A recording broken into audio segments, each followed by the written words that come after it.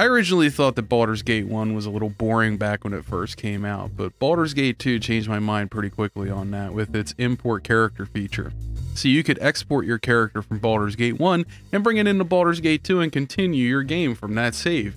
It was pretty cool. This is to say that I love Baldur's Gate 2 is a massive understatement. I think it's pretty much a perfect game. And those feelings haven't changed much in the time since it was released. I've played many more CRPGs, and if anything, I appreciate this game more now than I used to. But I've noticed that some people haven't had the same experience that I have. Some people come to this game expecting a next-gen experience with all the bells and whistles that those experiences come with, and have walked away wondering why the game hates them so much. Magic seems to be the big sticking point. Magic users are too hard to kill, my front line is useless, the monsters are crazy, and you know what? All that's true. The monsters are ridiculous, and magic is OP, but guess what? That's because it's supposed to be. Magic is supposed to be OP in order to counteract how ridiculous the monsters are, and the monsters are there to be ridiculous so that magic can seem OP. That's the whole point, right? That's why your mages start off with so few hit points and can die in one hit. It's a journey to get your character up to the place that they need to be in order to be effective, and once you do, well, you've got an incredibly powerful person on your hands. So, as usual, I'm here to show you how you're doing it wrong and to show you how to spank this game's backside. And by the time I'm through with you, you're going to feel like the actual god of murder. So let's dig in, shall we? And if you like this video and you want to see more like it, consider donating on Patreon.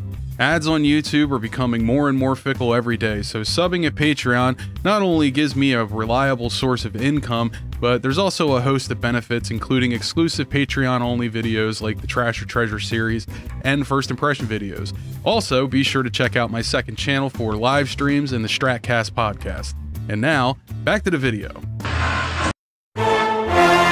Race is a complicated subject in this game. It determines how people will treat you, it determines which people will jiggle your junk around, and which ones will reject your advances. For instance, if you're an elf, there are certain characters who will hate you just for what you are, and others who will treat you more kindly. Here's an interesting little tidbit about race in this game to give you an idea. Many NPCs will respond to you based on your race, and that's mostly for flavor. But I want you to imagine a scenario that's actually quite common in this game because it's Forgotten Realms. There's this famous character, and he's pretty much the most well-known character in that setting. I've read no less than 7 books about him, and there's probably 13 more where that came from. Anyway, if you started an elf character and named him after that famous guy, then go around Faerun being a douchebag, when you meet him in BG2, he'll be hostile and tell you that he's tired of you tarnishing his name and he'll try to kill you. If you ran across him in BG1 and decided to kill him and steal his gear, he'll appear in this game and try to kill you here as well. Most people think that Mass Effect 2 was the first game to do something like this, but I'm here to tell you that this game did it first. And now that I've said that, there's probably somebody in the comment section going, well, actually, and you know what, dude, just stop. Just stop writing your comment. Just get out. The door's over there. Now, that's the level that this game is at. It's one of the many reasons why people love this freaking game. But on top of that, there's all these superficial numerical things as well. Humans get absolutely nothing in terms of passives, and to make things worse, they can't multiclass either. Multiclassing allows you to pick up to 1 to 3 classes that will level up simultaneously at the cost of leveling up that much slower than someone who's specialized. The benefit to being human is that you get access to the most powerful class in the game, the Paladin. Paladins also get one of the best wizard killer kits in the game as well, and that's the Inquisitor. The Inquisitor is able to cast Dispel Magic, True Sight, Protection from Evil, and Detect Evil as a part of their class, but at the cost of not being able to lay on hands except when they slap a bitch. Humans can dual class, however, which might be better than multi-classing in some ways. The way it works is that you start as one class and you level up that class as normal, and at some point down the line you drop that class and start leveling up another class, and until your current class is on par with your previous class level, you cannot use the skills of that previous class. But the most common way to do an OP class combo is to pick a Kensei then a Mage, and once you get access to both of your kits, it's murder she wrote. It's unique and sort of cool, if not a little bit gimpy. Elves get multi-classing and some of the best racial passives in the game. They're 90% resistant to charm and sleep, and they get infravision, which just straight up does nothing in this game but sounds really neat. They get bonuses to thieving skills as well as a +1 in dex and a -1 to con, but the cool thing about ability bonuses is it increases their max ability score, meaning that while others can only have a max of 18, elves can get a 19. So dwarves, for instance, get a +1 in constitution, which means that they're a bit beefier as tanks and more resistant with certain class bonuses to saving throws due to that con bonus, plus the inherent racial bonuses, the saves that they get just for being little guys. Halflings, on the other hand, are one full size category smaller than humans, which means that they can't really wield long swords or anything over a short sword efficiently, or at all. In fact, a short sword for them is like wielding a long sword, so with that in mind, read the racial descriptions carefully before choosing your race, or you may run into some unforeseen consequences later on when choosing to be big or small. I chose to be human because that's just how I roll. There's not really a good reason for it. If you want to maximize your potential, go with an elf. I went with a human because Viconia isn't too big a fan of elves because drow are basically the natural enemy of elves. They've spent years slaughtering one another ever since the Dark Elves retreated into the Underdark to worship the Spider Queen Lolth. If you want to romance her, you need to not be an elf, dude. Whatever you choose, just keep in mind that certain characters won't let you hit if you're a race that might split them open like a cantaloupe upon intercourse, okay? Each race has a class that they synergize with. For instance, dwarves make excellent frontline fighters, elves make great rangers, and halflings are great at sneaking up behind someone and shivving them. First, choose what you want to do well, then pick the race that best facilitates that type of gameplay. My personal favorite is human. I think it's more of like a world building thing. Humans are the most common race, they control the most stuff, and they live the shortest amount of time, so that means they're also more likely to look upon being an undead abomination as a good way to extend their life, hence vampires and liches. They are short-lived and therefore more driven than some would say the lazier races of Faerun, like elves, who basically live 10 lifespans in a single life, and because they live so long, they don't accomplish as much as their human counterparts. And this fact is something that a lot of characters in the game will bring up about you, in admiration nonetheless. This game nails the world building from a racial standpoint. Each class has hard limits on what they can and cannot do, unlike more modern 3.5 systems of modern-day Pathfinder and their ilk, and as a result, the classes are extremely straightforward and easy to understand. For instance, fighters can use any weapon and any armor, and are better at using both because they are the only class that can achieve Grandmaster status with weapons, as well as specialization in weapon styles like two-handed fighting, two-weapon style, and so on. Rangers and Paladins are much the same, except they trade being able to achieve Grand Mastery for things like spellcasting, sneaking, charming animals, and so on. They're also strictly limited to an alignment of good for Ranger and a lawful good as a Paladin. So these classes are, as far as I could tell, the only classes that restrict your actions on top of their other inherent restrictions. Unlike with 3.5 systems where you could be any type of Paladin you like, which, as I've said before, I hate with a passion. Since there are no feats in 2nd edition, you cannot bypass a lot of these restrictions, like mages not being able to cast spells in armor, or thieves not being able to sneak in metallic armors. These restrictions force you to use abilities at your disposal to stay alive instead of bypassing them with feats. They force a certain kind of playstyle and sacrifice of more powerful abilities. If you buy in, totally, to the class strengths, you'll find that nearly every class in this game can be overpowered once they reach a certain level threshold. For clerics, it's when you get access to level 6 spells. For mages, it's when you get access to level 3 spells. For fighters, it's Grand Mastery, and the thieves, well, it can be all the time if you really know what you're doing. For new players, I recommend a two-handed Paladin class. Why? Well, aside from all the stuff I just told you about them, they also get access to, hands down, the most powerful weapon in the game, but also, they're just really cool to play with. And if you take Keldorn with you, you'll be rocking the socks off of any mage that dares try to cast magic in your presence. It's also the most straightforward.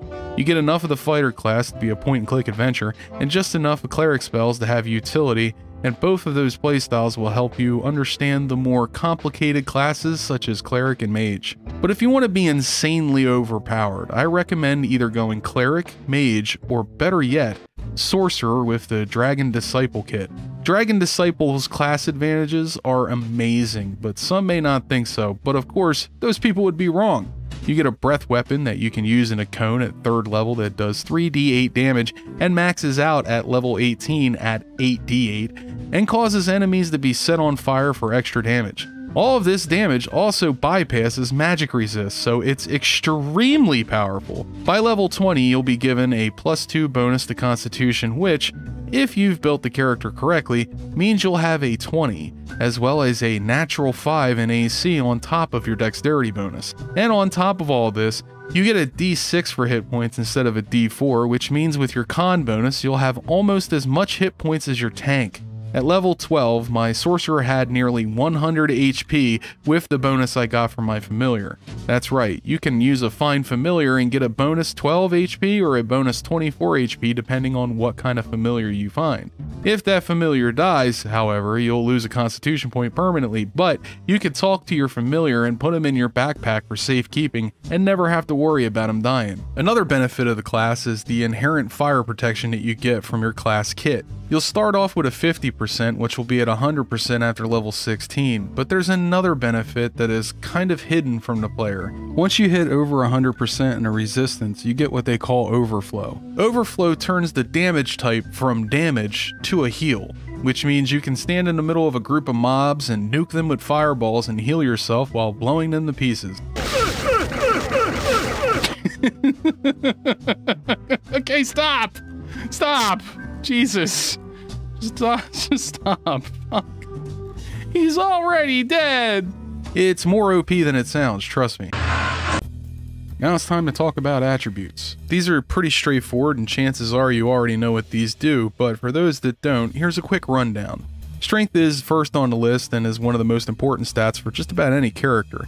It alone determines your chance to hit bonuses and damage bonuses for all melee attacks. It also increases your maximum weight allowance and how likely you are to succeed when bashing open doors and chests. Some weapons and armor have a strength requirement as well, so for frontline fighters, this is the most important stat in the game. When you get an 18 in strength for a fighter, ranger, or paladin, you get a sort of sub-score between 0-1, which is the lowest bonus that you can get, and 100 or 0-0, which is the highest. At 1800, you receive a -3 to your chance to hit and a +6 to damage. You can easily get this with Gloves of Ogre Strength, however. Dexterity gives you a bonus to hit with ranged weapons, a bonus to your armor class, as well as increasing the base starting thieving stats. Constitution is one of those multi-purpose stats and is a really important one for just about anyone. It gives you a bonus to your hit points per level, as well as a bonus to saving throws for dwarves, halflings, and gnomes. But one of the coolest hidden things that this stat does is, after you reach a 20 in Constitution, you receive a passive regen, meaning you will auto-heal like a troll. Now, do you see why Dragon Disciple is a stupidly good tank? They're the only class I know of that can get you a 20 or higher con score without equipment and auto-regen. And if you combine this with items of regen, well, you're a force to reckon with. Intelligence affects how many spells a mage can scribe in their spellbook. The chance to learn a spell from a scroll gives a bonus to lore, which is used to identify items without using an identify spell, and a bunch of dialogue checks are determined with intelligence. Wisdom affects how many pre-spells can be memorized, the lore bonus, which is much the same as intelligence, and in fact, stacks, and many dialogue checks are more likely to succeed with a higher wisdom. Charisma is the last stat, and it's the most important for our character. It affects how much people like you, so for instance, it'll affect which quests you get and how much stuff sells for in shops. It also has its own set of dialogue options, and people will point out just how beautiful you are when they meet you. It's great for role-playing something other than a basement-dwelling cretin. And that's really all they do, you know? When you roll your character, the score you want is about a 98, and that's a real hard score to get. Chances are you'll be a bit lower, 92, maybe 93, and honestly, I've made way lower scores work. It's nice to have godly stats, but you don't really need them to stomp this game. For my money, Dexterity and Constitution are some of the best stats in the game because those stats combined with heavy armor give you the best chances at survival. Hell, even a mage greatly benefits from both. And unlike modern CRPGs, heavy armor doesn't cap the amount of dex bonus you get to AC. It stacks, so it's very easy to abuse it like you abuse yourself nightly. Intelligence gives you some great dialogue options on top of all the other stuff it gives you, but for the most part, it really depends on what you roll and what your kit needs. There are 2 joinable factions in the game, the Shadow Thieves and the Vampire Cults in the Catacombs. Each one is only slightly different in their quests, and since they're at war with one another, you'll see one side of the conflict over the other when you choose a side, and vice versa for the other side. The Shadow Thieves are a guild of thieves that were highly prominent in Waterdeep before they were driven out of the city by the Masked Lady in the 14th century.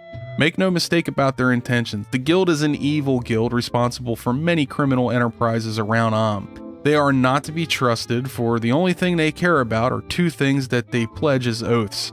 The Shadow Thieves will never again be brought so low and disgraced as they were in their exile, and they would take their vengeance upon the city of Waterdeep and the Aronson family. They house over 3,000 assassins, thieves, and wizards, and are the type of organization that people only talk about in whispers. All thieving operations in the city are to be sanctioned by the guild, and they do not take kindly to freelancers in the city, meaning they'll kill you for screwing around with their profits. They are like the modern day mafia. Nothing happens in the city without them taking a cut. They provide protection to merchants, money lending, gambling, and well, I think you get the point. Their main tenet is secrecy, which is kind of funny for a guild that everyone knows exists but no one admits to being a member of.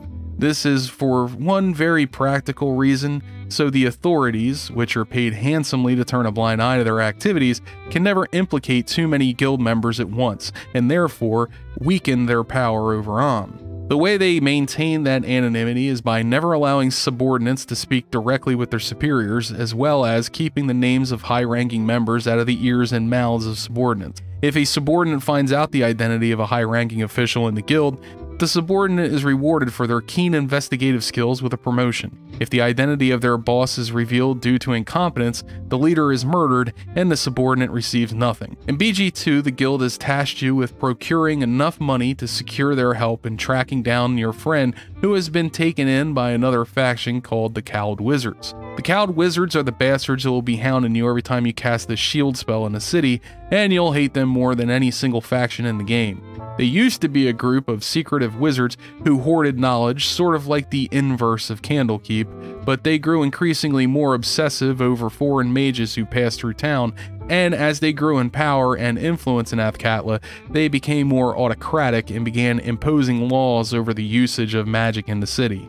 If a wizard is caught using magic without a license, they will be warned once, and on a second offense, they'll be killed, or as is the case with Jeremy Irons, whisked away to Spellhold, which is a magical prison meant to harbor the magically insane.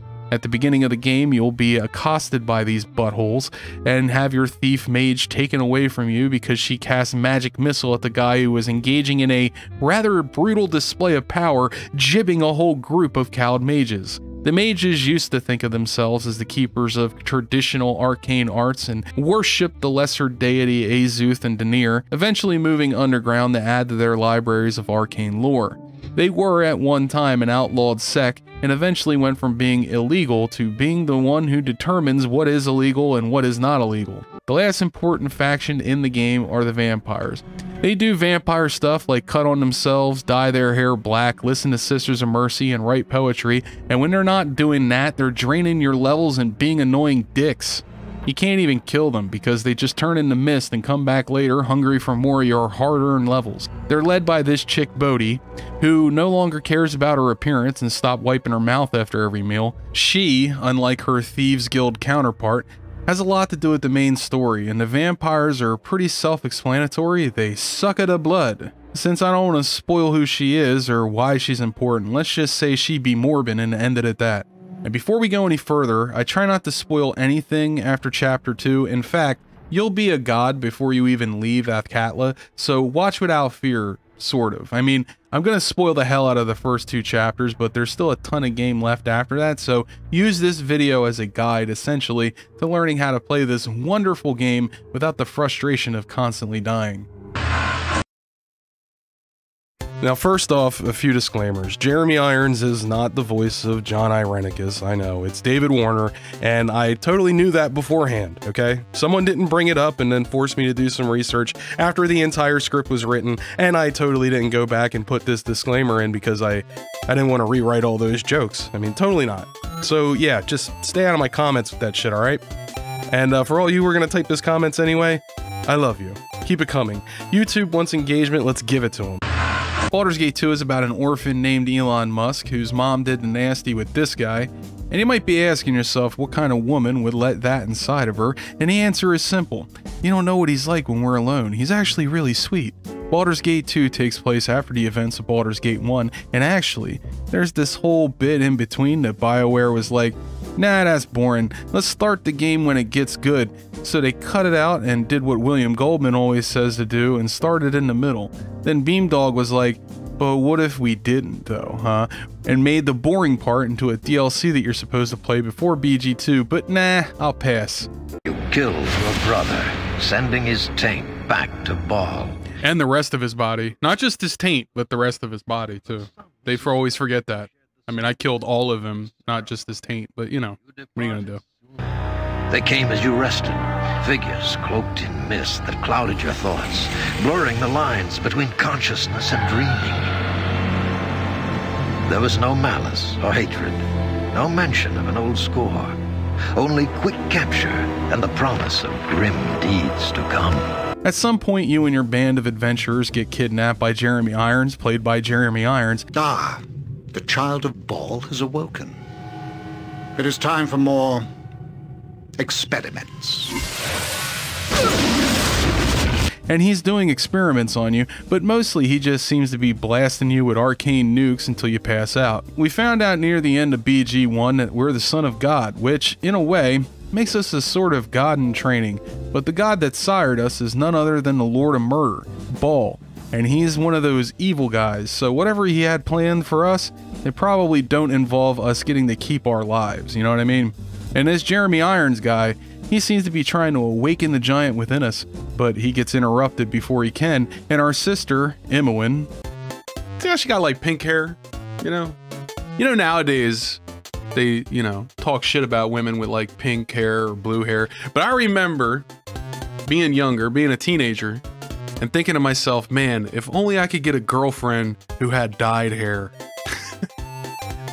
Because it was the style back then, man. Which was the style at the time? Oh, now it's like some sign that you're a bad person or some shit. Breaks us out of prison and talks about how he wove spells into her mind, and now she's not just a level 7 thief, but she's also a high-level mage. How the hell did that happen? Well, to be fair, she does explain it, but the Siege at Dragonspear DLC tries to explain it another way, which is really dumb, when BG2 explained it perfectly.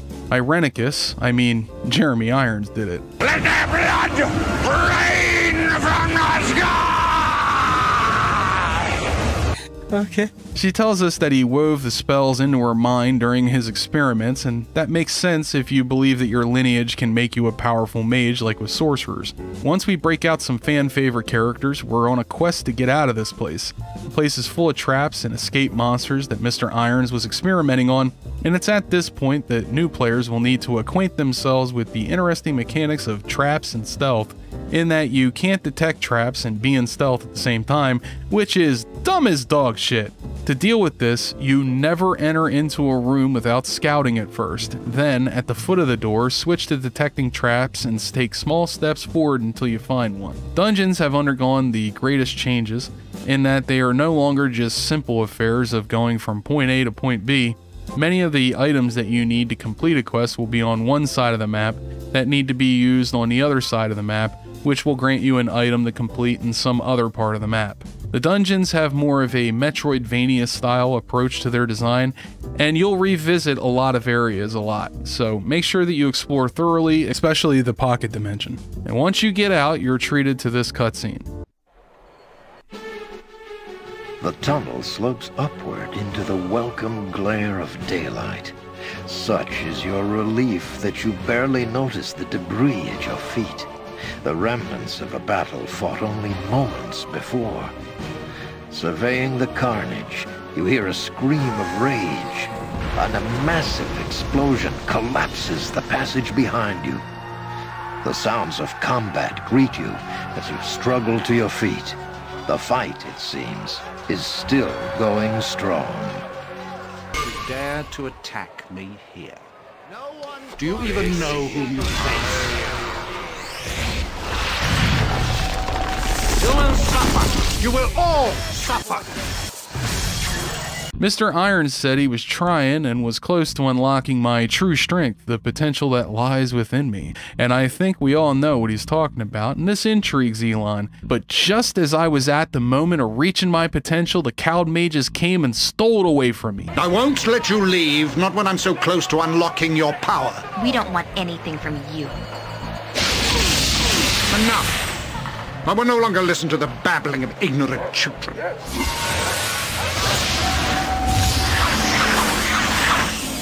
This is an unsanctioned use of magical energy. All involved will be held. This disturbance is over. Must I be interrupted at every turn? Elon wants that power, but he's not an idiot, you see. He just saw what Jeremy did to those mages, and unless he becomes a god himself, he'll never be able to fight this absolute beast of a man, this lisping giant. And this is where the game gets really interesting. You're set up with a goal. You're either gonna rescue your friend Imoen, or you're gonna try and claim whatever power John Irenicus is trying to pull out of you for yourself. Either way, all roads lead to power. Power you need for revenge, or power you need for saving your friend. And this game really delivers on that power fantasy, and if you really want to lean into that fantasy, magic is an excellent way to do that. Before we get started, I need to make an addendum. I stumbled across something that's extra juicy, and I just wanted to talk about it briefly.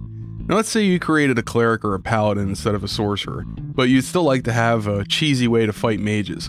Well, I've got one of the cheesiest combos for you. The Enhanced Edition of Baldur's Gate adds a lot of new things, including items, NPCs, quests, etc., but the items are by far the ones that make me scratch my head the most. There's this item called Valor's Helm that you could buy from a merchant in the Adventurer's Mart. It allows you to cast Simulacrum once per day. Now that sounds neat by itself, right? Simulacrum allows you to create a copy of yourself. And fun fact, that copy will also make a copy of any scrolls you have in your quick slot. Now that sounds extra useful, doesn't it? So what you do is, buy yourself a copy of Protection from Magic. Why? Well, Protection from Magic protects you from all magic, including beneficial magic. Put the scroll in your quick slot, cast Simulacrum, take the scroll out of your Simulacra's quick slot, put it into yours, cast it, and then look at the mage and say, You have nothing to threaten me with. This negates all beneficial spells the mage might cast and leaves them completely defenseless. Look at what happens if you do this to a lich.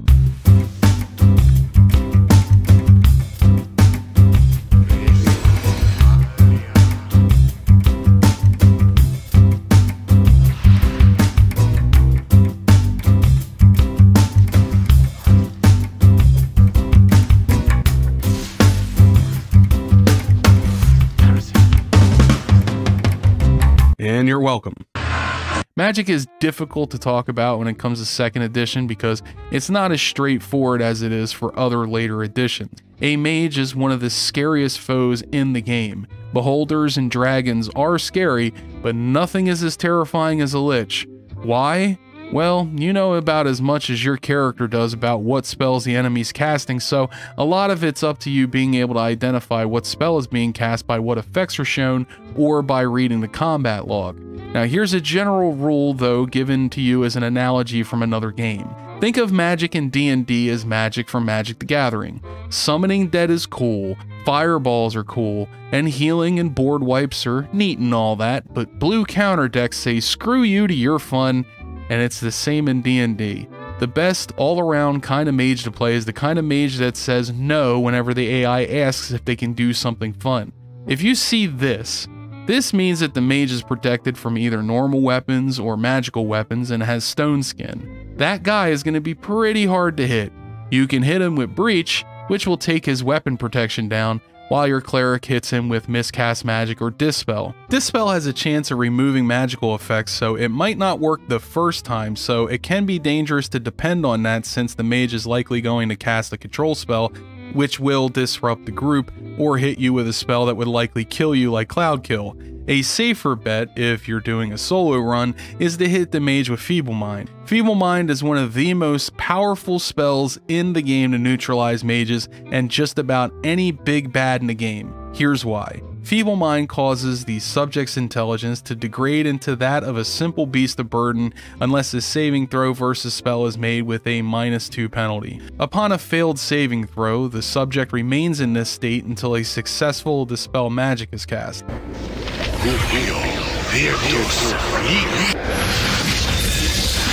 Dude, did I just succeed? Oh my god, that succeeded! Yo, that succeeded!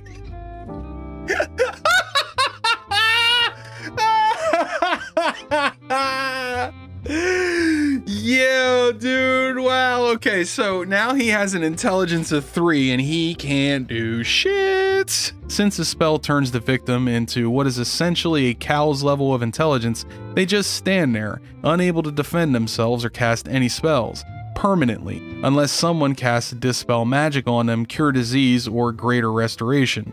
Now, when I say any big bad, I mean any big bad. Here's what happens to a dragon when you hit them with Feeble Mind.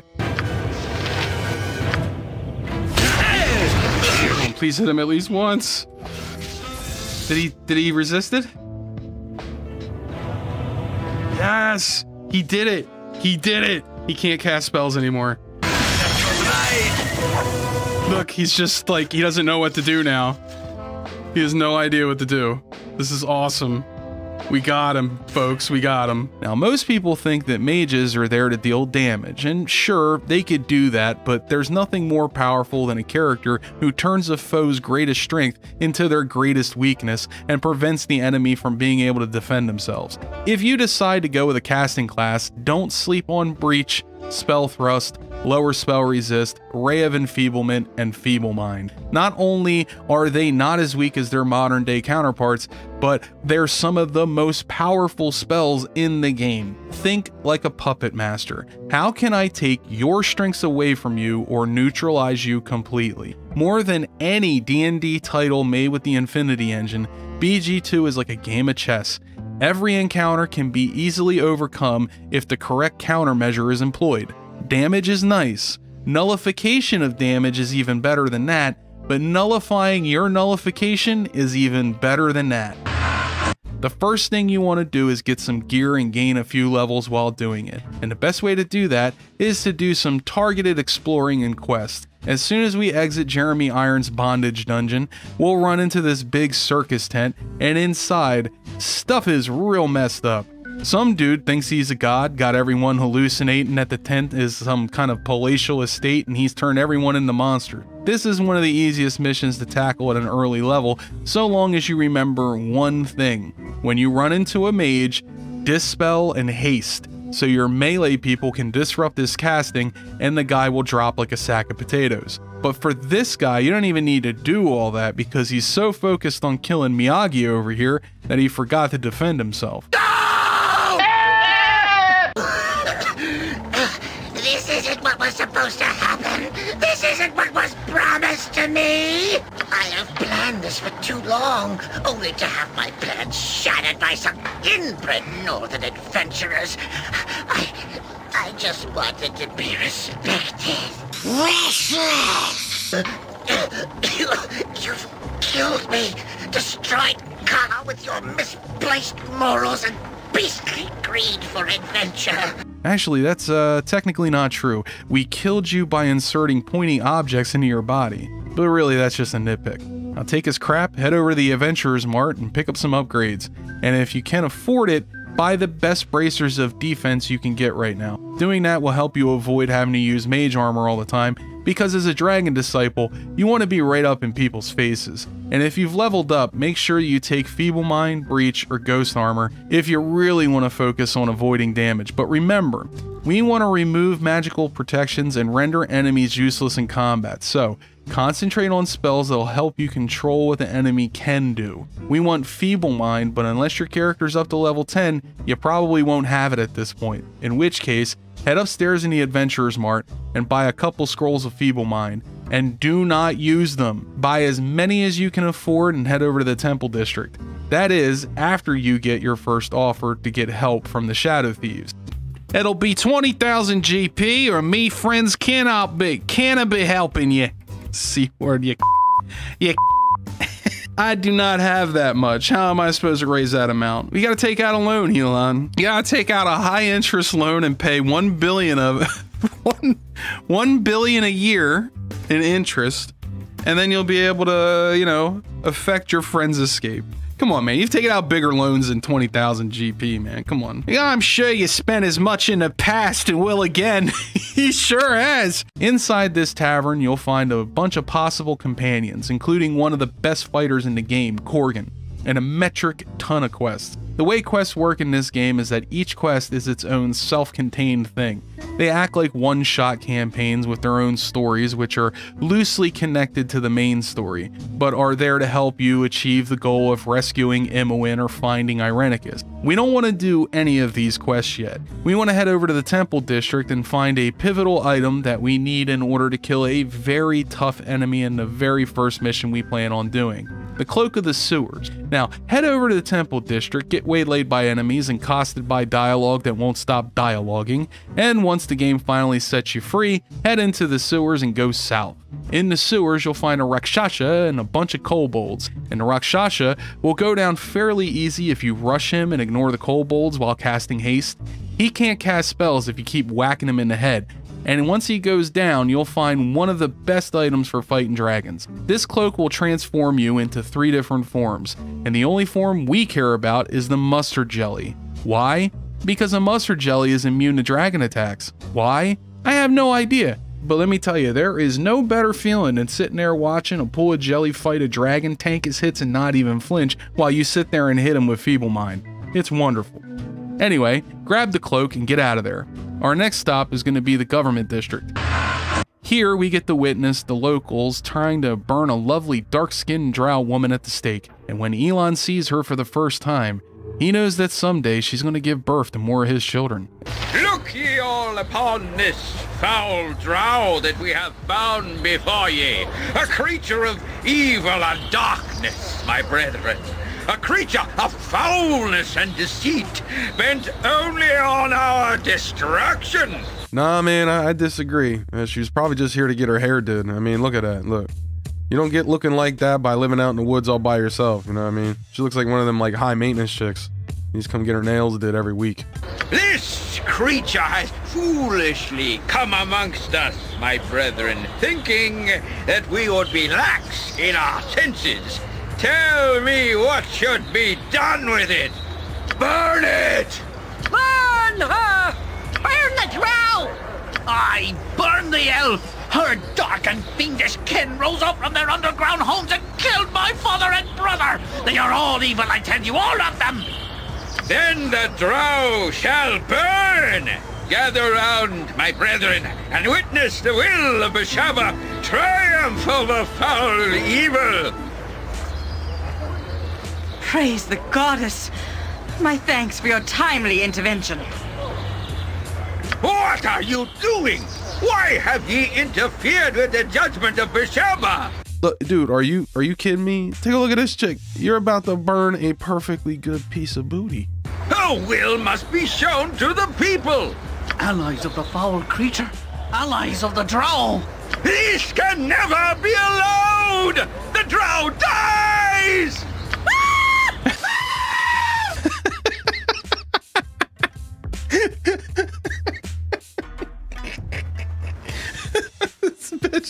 This bitch was like, ah! Get me the fuck out of here! You stupid bitches. Now that we have another future baby mama with us, we need to talk about Viconia, because when I used to play this game back in the day, I used to think that she was the worst companion in the game by far, but I don't think that anymore. Clerics have this rad ability called Turn Undead. What does it do, you ask? Well, at lower levels, it can make undead creatures run away, terrified, and at higher levels, a good aligned cleric can make undead creatures straight up explode. But what can an evil cleric do? Well, at higher levels, they can dominate undead and turn them into their slaves. No joke. It might be fun to watch a lich explode, but you know what's even better? Charming a lich and making him cast imprisonment on himself.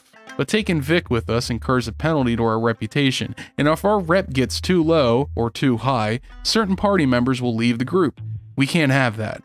So, to counteract any bad press we might get for taking the bad decisions that we've made publicly, we can just head over to the local church and dig deep into our pockets. About 1,000 gold should do the trick, and just like in real life, giving a charity means you're a decent, upstanding guy without any skeletons in your closet. I need a tithe of 10%. Give me 10% of what you got. Come on, huh? Come on, big money, no whammies. And your reputation has gone up by 1 point. Hey, there we go. See, all you gotta do is give the right dude the right amount of money, and you can get away with anything you want. It's great. It's a perfect system, man. You just hold a press conference, you know what I'm saying? You talk about this new invention that you got that's gonna revolutionize XYZ, fill in the blank, and then you just give a bunch of money to a charity and you're a cool guy again. Viconia has low HP, probably the lowest in the game for any non-mage, and her strength is terrible, but we'll be fixing those issues soon enough. Just for now, grab her and head over to the middle of the government district and find this kid. He'll give you a mission to head to Umar Hills, and this is going to be our next mission, to figure out why so many people are going missing in the hills. But before we do that, go try out Viconia on some of the undead wandering around in the catacombs of the government district. Once you end up in the catacombs, you'll need to get yourself acquainted with using your stealth guys as scouts, because scouting a location, finding a group of mobs that can't see you, and blasting them with fireballs off screen never gets old. And it's a great way to keep you safe from spiders and traps that spiders lay. Corgan has a mission he can complete down here as well. Just head south and into the next room. When you come in here, there's a ton of undead that'll spawn, and this face in the middle of the room has some really nasty traps, so stay away from there if you can by disarming them and then luring the enemies that spawn to the north, hitting them with turn undead or zapping them with fireballs. Make sure to find a secret entrance to the southwest of the room and explore thoroughly, and follow this quest all the way through to the big fight at the end. Make sure you focus the mage with fireballs to interrupt his spell casting. You'll get a warning from the cowed wizards, but that's okay. Bum rush the mage while hitting the melee fighters with confusion, stun, holds, and charm priest spells. Anything that will help turn the tide in your favor, and don't forget haste. Nothing solves a disagreement faster than being twice as fast as your opponent. He's a big old fat guy, just like he should be. Hello. I don't recognize you. You must be new to Imnisvale. Is there something I can help you with? And once you're done with that, we should be ready to say hi to the residents of Umar Hills. Now this mission is pretty interesting, and there's a lot of mechanics that I won't go over here.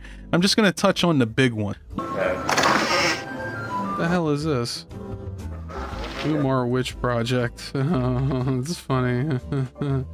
Because you remember that movie that came out? It was called The Blair Witch Project. Do you remember that? It was pretty funny. It's a pretty good movie. Lots of people saw it. Once you find a cabin where the protector of this town used to live, and find a lead to where the shadows are coming from, you'll find an area with a metric shit ton of shadows pouring in from down below with a stained glass mirror above it. The trick here is to send your thiefy boy over to the stained glass structure and activate it. Stand in the light and run around the inside of it so shadows can't get to you, and watch as the shadows burn up and die. If you explore the underground area thoroughly, you'll find a ton of good loot, a halfling fighter, and if you return Amana's bones to her rightful place, she will give you a trinket that will let you bypass the fight with the dragon, and that'll make the whole encounter that much easier, but you'll pass up that delicious loot, and we can't be doing that. Now turn your best fighter into a mustard jelly and hit the dragon with a lower resistance spell or spell thrust. And once its resistances are down, try Feeble Mind.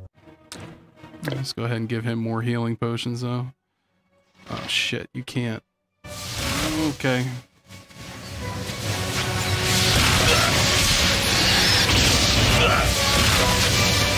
Did I actually hit him with anything? I did hit him. Nice.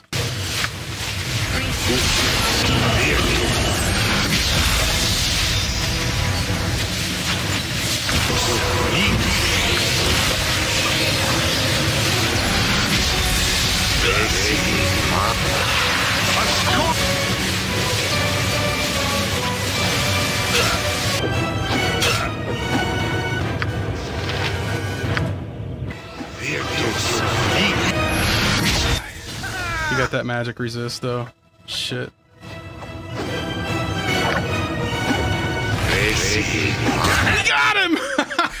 We got him! We got him! You have to lower the resist a bit because the dragon has a default 60% magic resist, and even getting it down to 45% with spell thrust is useful for getting Feeble Mind to succeed, and we only need it to work once. If Feeble Mind fails, use my favorite spell, Quick Load, and try again.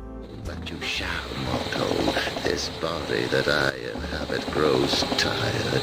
You shall make an excellent replacement. Come, my shades, open the portal. This brash fool has some strength. The Shadow Lord will try to confuse you and charm others, but remember, this spell magic works both ways. It can lower an enemy's defense and dispel controlling spells on your characters as well. So make sure that both your druid and your cleric have access to it. Viconia especially, since she has a 60% spell resistance, she's more likely to resist controlling effects, and when everyone is good to go, hit them with haste and make sure to take out the Dark Altar first before trying to kill the Lord. Before you leave, hit up Valigar and get his mission started because our next stop is the Planar Sphere to get some pivotal items for Viconia and our main man Elon.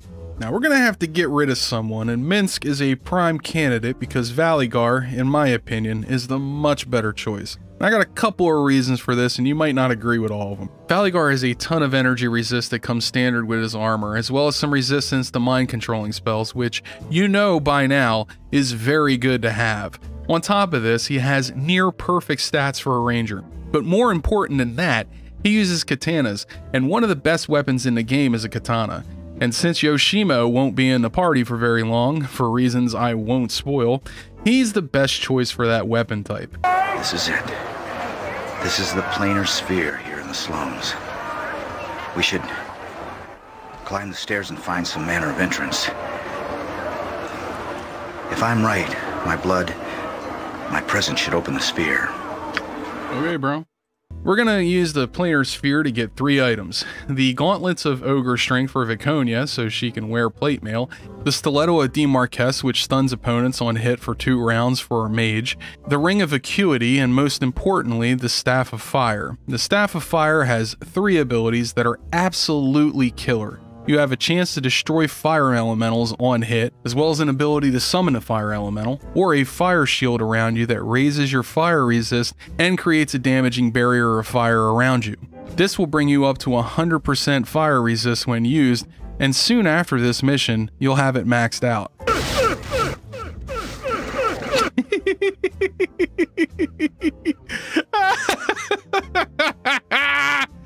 Oh man.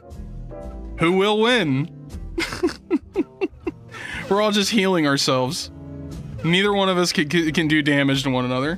One of the best things about this spell is that it hits every second when you're close enough to an enemy, whether you can see them or not, and this will interrupt the spell casting of a mage. Don't sleep on the Fire Stave's abilities. There are 3 difficult fights that I want to talk about. The first fight is going to be with these little cannibal halflings. One of them is a spellcaster, so what I like to do is scout the location, hit them with Entangle from off screen, then Ice Storm, and some fireballs, or Stinking Cloud if you have it.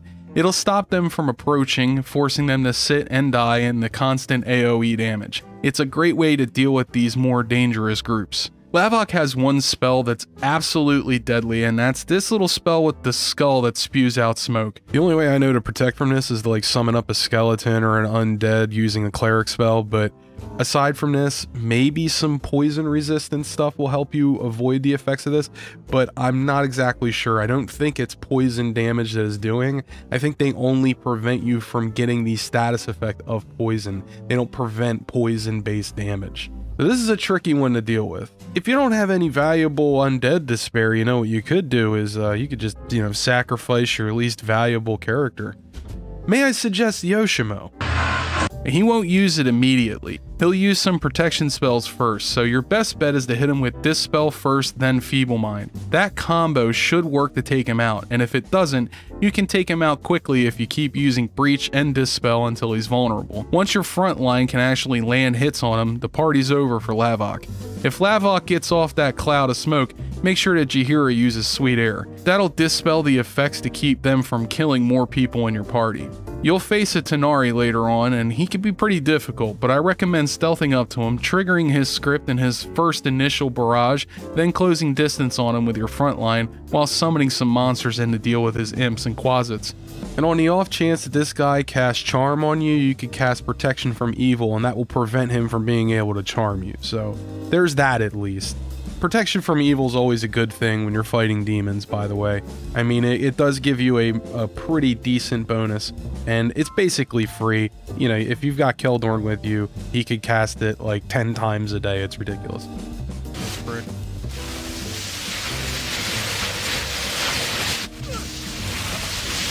Okay, well, that's the end of us already. We have already lost.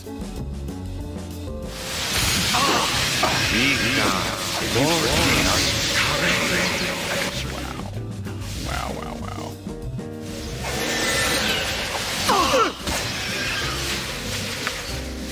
No! It cannot end like this! I shall not allow it!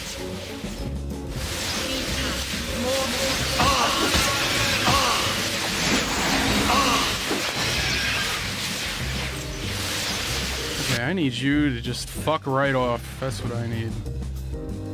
Alright. Nice! I can't believe that we got him. Once we've got the gear from the spear, it's time to get our powerful epic weapon for Vic, another epic weapon for Valigar, and the best weapon in the game, the Holy Avenger. The first thing you want to do is head over to the Copper Coronet in the slums and tell the uppity chick with the dreads that you'll help her clear out her home. And when you get to her home, you'll find out that it's a castle, and the infestation is actually an infestation of trolls. Neat. But your worst enemy will be, you guessed it, the pathfinding. It was quite frustrating on stream, I can assure you of that. Get in there, assholes. What are you doing?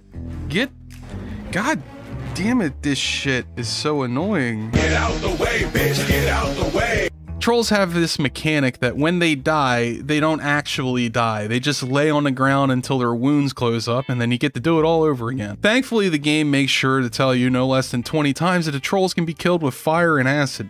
There are 3 flail heads that we need. 2 of them are behind secret walls, and 1 of them is in the possession of the former guards of the keep. Break into the crypt and take the flail head and the ring, which will give you a +1 to AC. Then head up the stairs using the mage to blast trolls with fireball, since he's basically immune to fire, and just use fire shield to mop up. You could also use Yoshimo with his fire arrows to mop up the rest of these trolls once they hit the ground. See, you're gonna get a ton of fire arrows and acid arrows in this area, so just gather them up, identify them real quick by giving them the Yoshimo, because his lore skill is high enough that he can identify them without a scroll, and use them to your heart's content. They're an easy way to take down all the trolls in this game. On the second floor, you'll find this guy. Now, he's currently under the effects of a domination spell, and you can fight him if you want, but you could also just cast Dispel on him, and that'll break the control that he's under. What's going on? What's happened here? You were charmed, I believe, by the trolls. Yes, I remember now. It was horrible. I have the first of the heads with me still. You may have it. I cannot thank you enough for releasing me. I would help you more, but I simply cannot face them again. I wish you well. Later. I'm afraid of trolls. Oh man. What are you, a Tumblr poster? You're afraid of trolls? You. Once he's free of the domination, you'll get dialogue in the second flailhead. The third flailhead is in a secret room behind this wall. If you cast haste on one character and run into the room, you'll be able to steal the items inside and run out before the adamantine golem can kill you. And since he can't chase you through the door, you may only have to deal with the lesser clay golem. You can't kill the adamantine golem without a +3 weapon, but we're gonna fix that problem very soon. Now that you have the flail heads, go back downstairs and assemble the flail at the smithing station on the first floor. This thing's awesome. So this flail has been in the care of Lord Daernis for some time, a relic of his adventuring youth. It has been kept disassembled, the individual pieces stored in separate locations, and only used in the direst of emergencies. That's like keeping a gun in a safe. You know what I mean? It's like by the time you get done unfucking doing the lock and putting a combination in with your hands shaking because somebody just broke into your house, you might get your gun in time to accidentally shoot your kid. Give the flail to Vic, and now she's fulfilled the prophecy of being a total badass girl boss. There's 2 fights in note in this place. Each one can be handled if you follow the rules of all the previous encounters. Stealth, lure, ambush. I'm gonna be shooting Tesla cars at these guys. All the world is blind to my... Alright. Let's see if we can make this happen without giving away the goose. Nice. So they do not like getting hit with fireballs, let me tell you.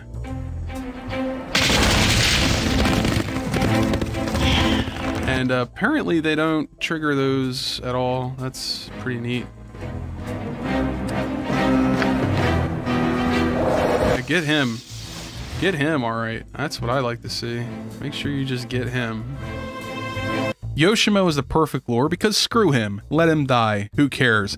The first fight I want to talk about is the fight in the basement with the Umberhawks. These guys can absolutely suck if you let them start attacking your whole group first, because they use stuns and confusion instantly, uninterruptedly, and have several uses of it. So, what we do is send Yoshimo in, let him get blasted with the confusion, and while they're focused on him, we run in from behind and start taking them out one at a time. Use haste to get a melee advantage, magic missile to take out close to dead ones, and you can also use chaotic commands to protect your people from the controlling effects.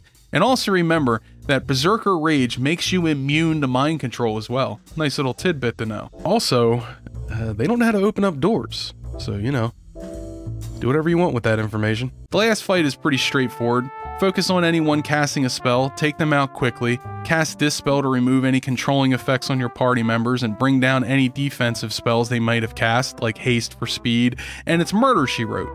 Turn in your mission, get that EXP, then head over to the Temple District to this area. Inside you'll find some douchey mages that'll tell you to leave, tell them nah, and they'll summon in a ton of creatures to fight you. Cast Confusion and other controlling effects to take out the minions while having your tanks focus on Nabasu. He's the biggest threat in this room by far. If you have protection from evil, on the other hand, you could cast it on all your party members, and the summoned demon won't focus on you, he'll focus on all the minions first, then he'll come after you.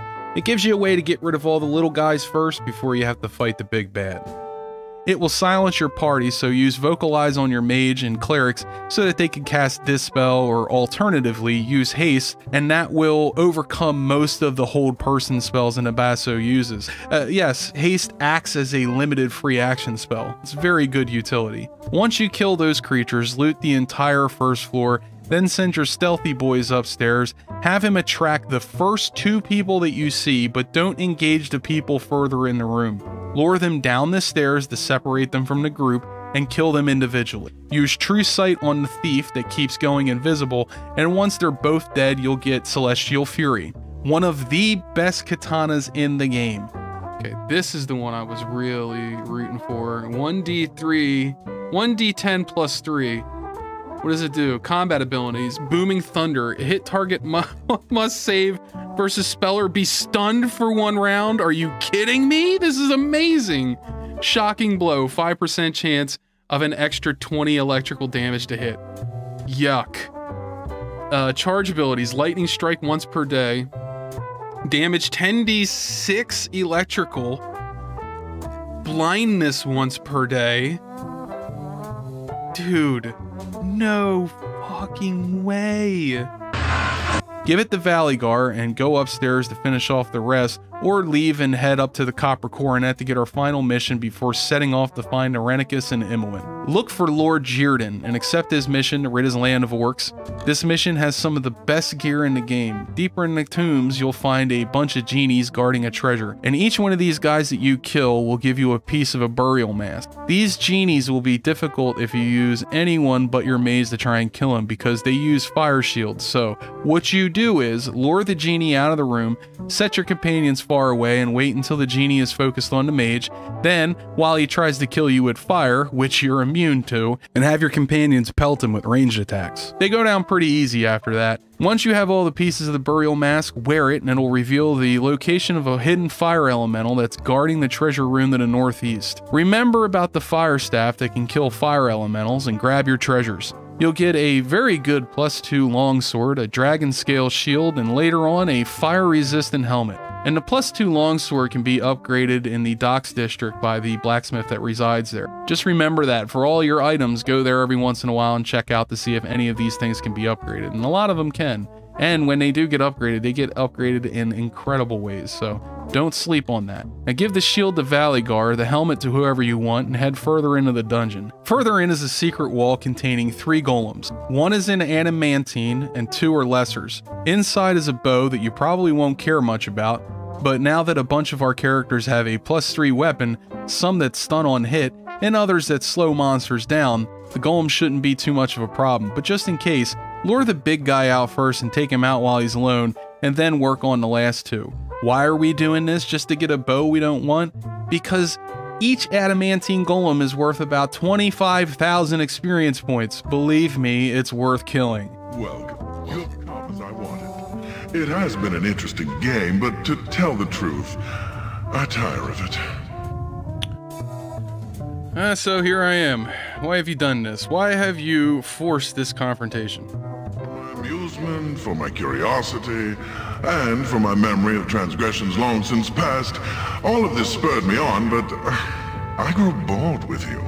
Now, it turns out that this Lord Furkrag that we keep hearing about is not a guy at all, but an ancient red dragon, and curiously, he knows about our dad and is interested in watching our story play out. So, if we manage to kill his assistant, we'll get the girl that he kidnapped free of charge, and we'll be allowed to leave unharmed. Quite generous, but listen, this is an ancient red dragon, and no dragon in Faerun is more renowned for its treasure hoard than an ancient red, and Elon has a ton of interest to pay on his loans, so this dragon's gotta die. Cool and interesting tidbit about Feeble Mind in regards to magic resistance and saving throws. If you attempt to hit Furkrag with Feeble Mind, and he resists it or saves against it, he won't aggro. So you could just cast it until it works, and when it finally does work, he'll just stand there and let you kill him. It's very polite of him. On his body you'll find a ton of valuable stuff, but nothing compares to the 2-handed sword you find, Karsamir. The Holy Avenger, Karsamir. Karsamir is a weapon of legend, perhaps one of the most powerful blades ever forged on Faerun, and they're not kidding about that. Though its origin and history is thought purposely forgotten so that the sword itself shall never overshadow the importance of the struggle that must be fought today. It is infused with the very essence of virtue and requires as much from the paladin who would hope to wield it. The evils of the realms must truly stand aside when this weapon is brought to bear. Their magic dispelled with a word, steadfastly resisted with ease. Karsamir also harbors a special distaste for the forces of evil and chaos, and such creatures must fear additional damage from its touch in battle. Okay, so, equipped abilities. You just get 50 magic resistance, okay? You just get that just by putting it on you. Combat abilities. Dispel magic every time you hit as a level 30. Are you fucking kidding me? Charge abilities, dispel magic at level 15, not that great, but it has an area of effect, so it'll affect more than one person, right? So that's not bad. But that Thaco, huh? That +5 to Thaco, that damage, 1d12, what? +5, what? +5 extra for chaotic evil, what? What? So yeah, that's a possible 22 damage every hit on any evil creature, okay? All right? Okay? Okay. The Holy Avenger, a +5 sword that dispels magic on hit. Unfortunately, there's only one character in this game that can use this weapon effectively, and that's Keldorn. And if we recruit him, not only are we going to need to get rid of my favorite dwarf, but Keldorn will eventually try to kill Vic because he's a Torm stan and she's a Shar stan, and these two deities do not mix. And we can't have Keldorn killing our future 11th baby mama. My brain must live on in my progeny. But we also can't pass up that awesome power of this sword, so what do? Well, we do what the game does best. We use magic to solve all of our problems. If you recruit Keldorn just before you set off to find Irenicus, there should be enough time for you to get into the Drow City later and get the Maze Scroll from the merchants there. Here's how this works. Recruit Keldorn, keep him far away from Vic as you can, put her at the back line and put him in the front, and this will delay the fight timer. Once they've had enough of each other's shit, they'll put down an ultimatum. It's either me or her, and once that happens, take Karsamir from Keldorn because, well, we don't want him to resist our spell, rest until they fight, and as soon as they start fighting, hit Keldorn with Maze. This'll break the fight script, and Vic will soon ask to be let back into the party. Say yes, then send her far away from the group. When Keldorn comes back from being sent to his room to think about the choices that he's made, he'll look around, see Vic is gone, and forget he ever had a problem with her in the first place. Let him back into the group, and you'll never have another problem with those two ever fighting again. And the funny thing is, because I recruited Keldorn so far into the game and kept him at the front of the pack and her at the back, they actually never fought for me, so I never got a chance to actually try this out, but I know for a fact that it works. So if you run into this problem and you want to keep both of them in your party, this is how you do it.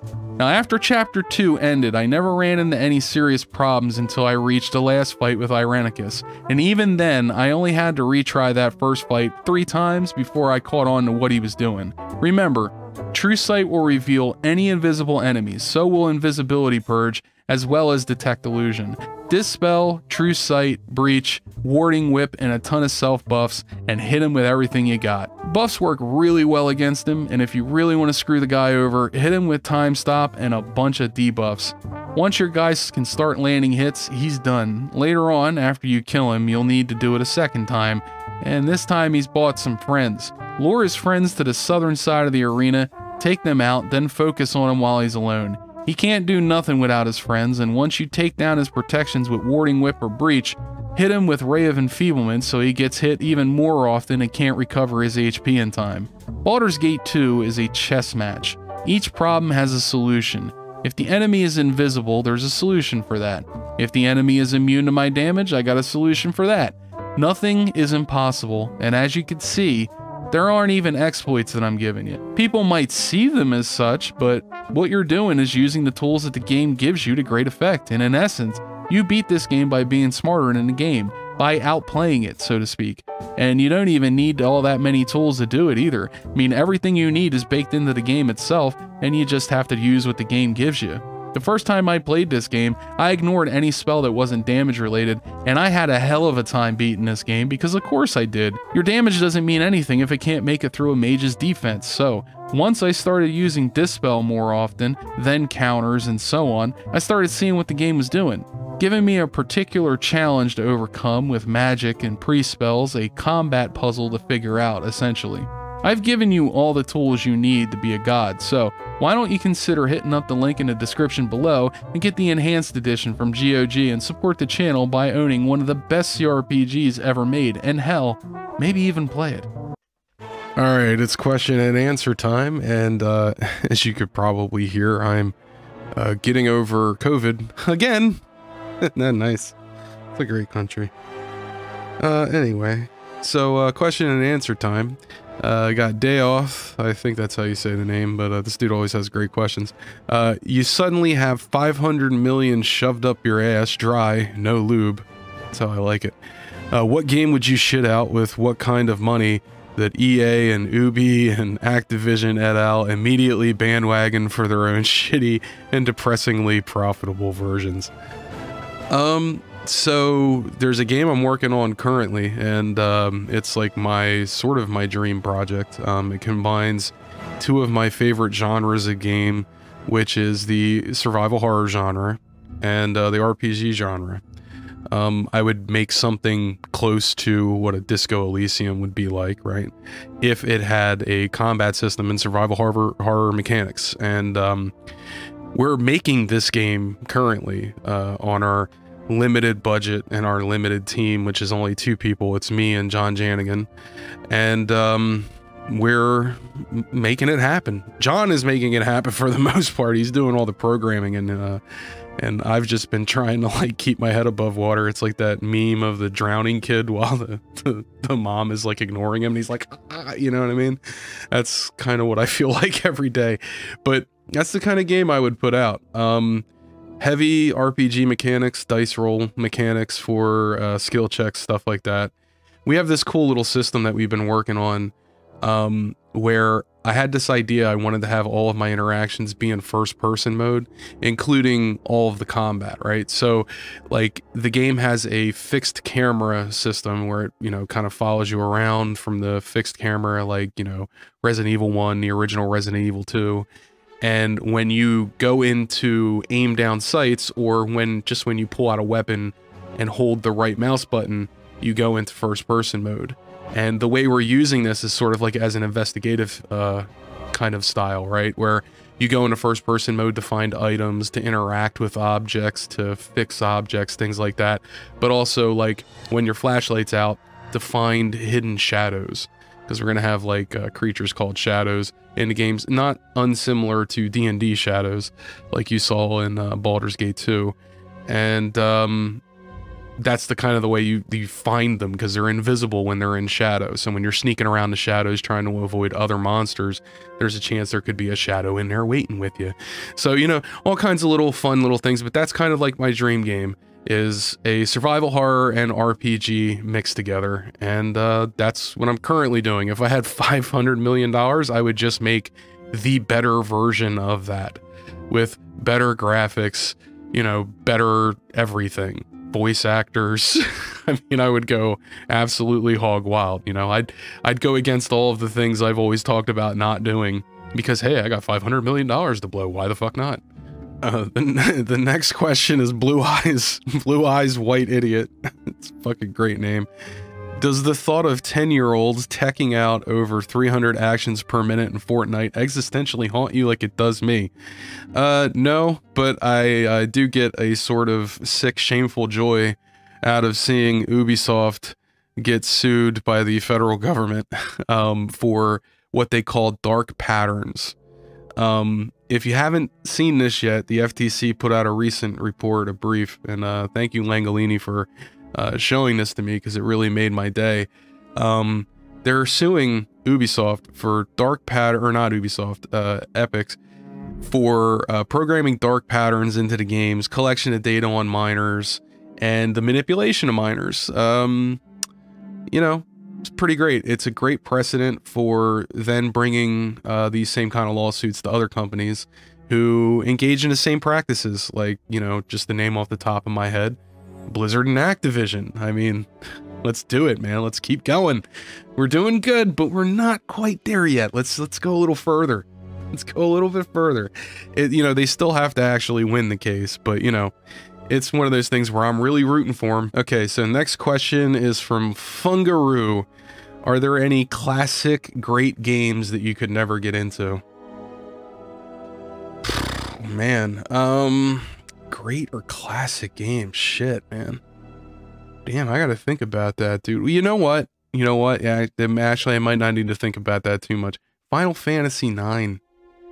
Everybody talks about how great that game is. I just can't get into it. I think it's because I didn't play it when it came out. I think that's probably what it was. I was in a different mind space back then.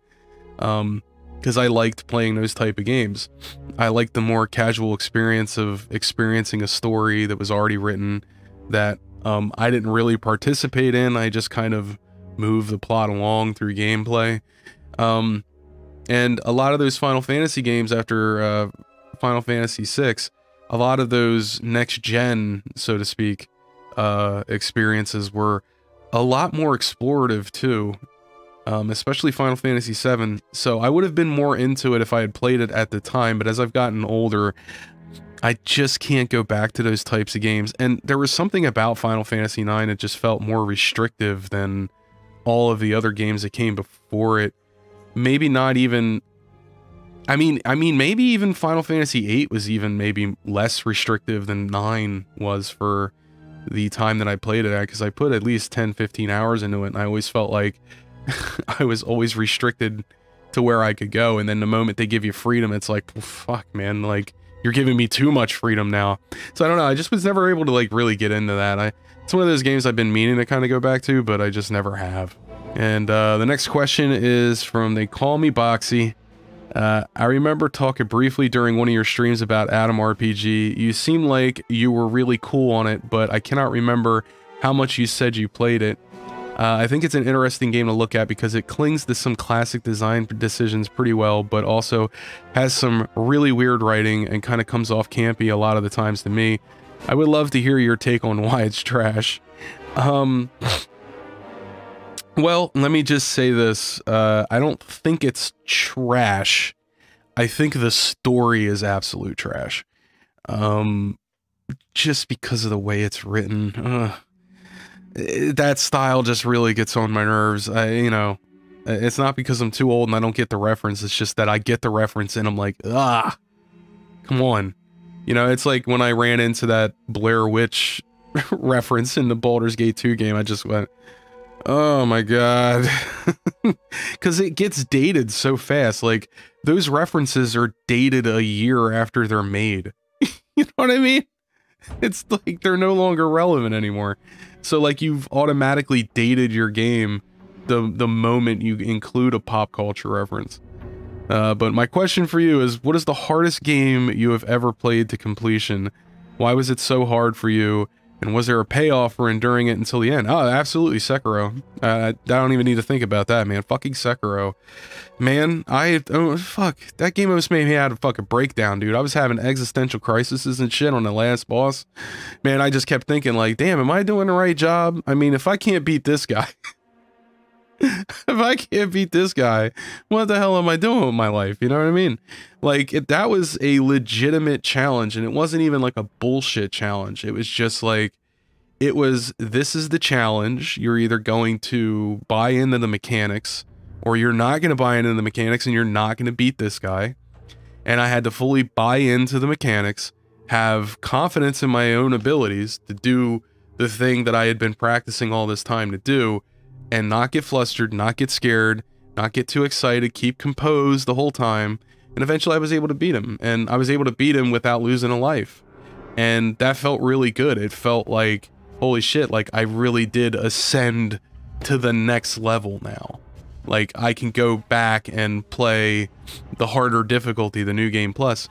And I did, and I found that I did not know how to play the game good enough to beat that fucking mode too. So it's like Sekiro is one of those games where you beat it once and then you play New Game Plus and you realize that you still have so much more to learn. I think that's what's so great about the game, but it's also what has prevented me from going back and playing it. And the last question is from Max Helmerick. I hope I said that right. I was wondering what your thought on remasters and reworks are. Oof, man. How long should a game be out ideally before X game gets said remaster? Is it a matter of flat years or maybe a number of console generations since or some other metric? Looking at you, Last of Us, you came out way too soon to get one in my opinion. I mean, for real though. And when said game remasters happen, do you think they should new paint, new wallpaper kind? Or total rework kind? Okay, so I'm gonna go ahead and answer the question now. Here's my feelings on remasters. They're unnecessary most of the time. They're just a quick crash grab for some studio, and I don't like them in general. I think that when you're remastering a game, a remaster entails that you're just taking some little part of the game that was wrong, right, in some way, and just kind of tweaking it a bit. Not changing it, just tweaking it so that it's right, right? It wasn't the developer's intentions to have it play this way. Tweak the knob a little bit, right? A rework, or I don't know, what would you call it? Not a remaster, but like a, I don't know, a total redo of the game, like the Final Fantasy VII series. You do those when your graphics, your sound, and your gameplay are just kind of like outdated in some way, and people want to play that same experience, or maybe that same story, but they want to have new updated mechanics or new updated graphics or whatever. And it's like, hey, that's fine, you know, like with Final Fantasy VII, it's like there was such a huge jump from one graphical quality to the next, right? But then you play it and you're like, oh, you just changed everything. You changed the story, you changed the characters, you changed their attitudes, you changed their designs, you changed the way the combat worked, you changed everything. You got rid of the scale and scope and the exploration once you get out of the place. You know what I mean? And you change so much of the heart and soul of that game that it doesn't even resemble the same game anymore. There's none of that charm that I felt when I played that game originally, and I still love that game to this day. I still play Final Fantasy VII, the original, to this day. But when I play the remake, I can play it for about 2 or 3 hours before I'm like, I'm out. I don't care about this anymore, I'm out. Because it feels too much like Final Fantasy 15 to me than Final Fantasy 7. And I just don't, I didn't like the gameplay of that game, and I still don't. I don't know. So to me, it's like hit or miss. It's like, what is it that you're trying to do? Are you trying to appeal to a new audience, or are you trying to appeal to the same audience? Most of the time, the answer is with these AAA companies, they're trying to appeal to both. They want to get the old audience and a new audience in. So that's why they change so much shit. To me, you have to respect the source material, but maybe I'm not as important as the new audience that you're trying to bring in, because maybe all the old audience is just like, you know, clamoring to get this shit. But I know I wasn't. When I heard that they were doing it, I was like, yeah, that sounds whatever. And then I found out that they were doing it in 3 parts, and I was like, that's awful. That sounds terrible. Why would I want that? So yeah, it's really hit or miss. But anyway, that's the end of the AMA section here, right? We don't have any more? Nope, that's it. All right. Well, anyway, people, it's been fun. I hope you enjoyed the video, and I hope we get to do this again real soon. Love ya. Bye-bye.